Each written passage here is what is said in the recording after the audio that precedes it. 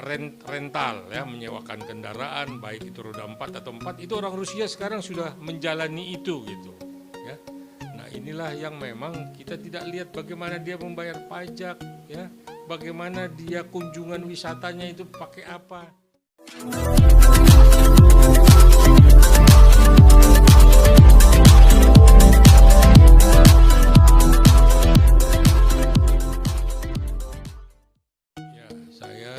Bali kebetulan punya kantor pengacara ya, yang memang punya partner di kantor di Bali. Jadi sebulan 1 kali atau 2 kali saya harus memang datang ke kantor di Bali. Ya, kebetulan di Bali ini banyak masalah-masalah perdata ya, khususnya masalah perdata ya. Masalah tanah warisan, tanah leluhur, ya, tanah-tanah puri atau pura ya.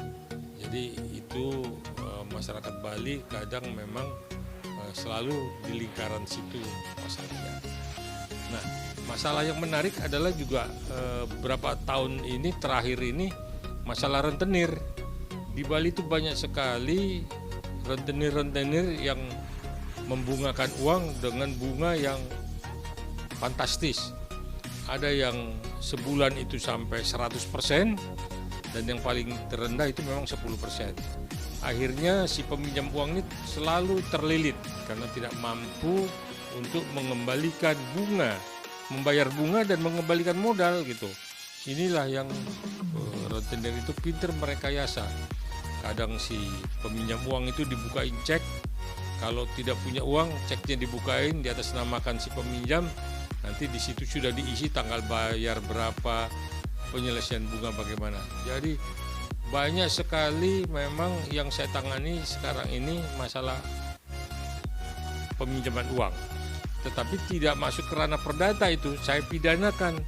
Karena satu di samping bunganya, di kedua itu tipu menipu di dalam bunga. Nah, itu di samping masalah-masalah lain.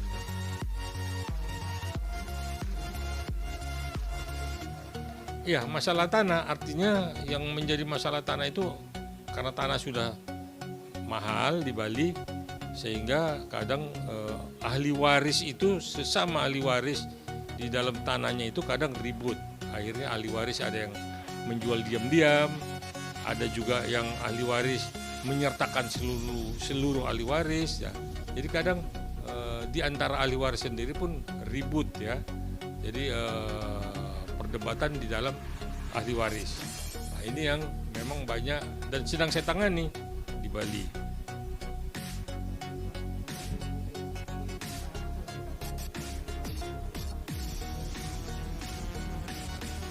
Nah, di Bali ini ada perkampungan Rusia namanya, ya. Di situ komunitasnya semua Rusia. Jadi kalau ada turis dari Rusia pasti ditampung di situ. Jadi yang mengelola pun marketnya orang Rusia sendiri. Misalnya si orang Rusia ini yang membelanjakan sembako dan dijualnya itu di komunitasnya sendiri.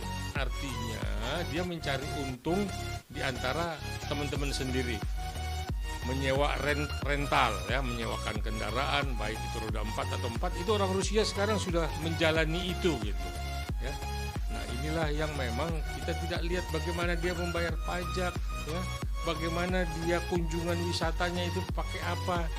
Nah, kan kunjungan dari negaranya itu kan mereka mau menjadi turis ya, tapi di sana mereka melakukan kegiatan aktivitas ekonomi ya, melakukan kegiatan sehari-hari itu yang memang itu urusan di dalam negeri sendiri gitu ya.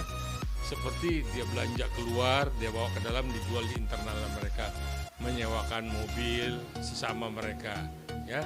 Nah, inilah yang memang kita lihat sudah ada komunitas yang memang seperti negara di dalam negara. Nah, ini saya juga secara pribadi itu nggak sependapat. Saya ingin imigrasi itu turun, ditertibkan, dan ini udah bertahun-tahun, bahkan udah lebih dari 10 tahun. Dan mereka juga kan memang orangnya kita bisa lihat arogansinya tinggi. Jadi kadang sama pribumi sendiri pun, penduduk setempat sendiri pun dia selalu mengundang ribut ya. Seperti kemarin acara Nyepi, dia seenaknya aja bikin tenda di mana-mana karena dia tidak mampu membayar hotel, membayar villa atau membayar apartemen. Akhirnya dia buka tenda di mana-mana pura-pura memang miskin. Nah ini kan ada aturan semua, apalagi Nyepi kemarin sampai terjadi perdebatan. Akhirnya memang ya dengan polisi dibantu dengan keamanan dari pihak Bali ya, penduduk Bali. Nah itu akhirnya dipaksa memang membongkar tenda itu. Itulah yang memang menarik. Komunitas-komunitas ada Australia memang, tapi tidak memang seperti yang Rusia ini. Ya mereka udah kemana-mana nih berita nih. Ya mudah-mudahan imigrasi itu mendengar dan bisa melihat perkampungan Rusia di Bali. Jangan lupa ya di subscribe dan nyalakan lonceng notifikasi.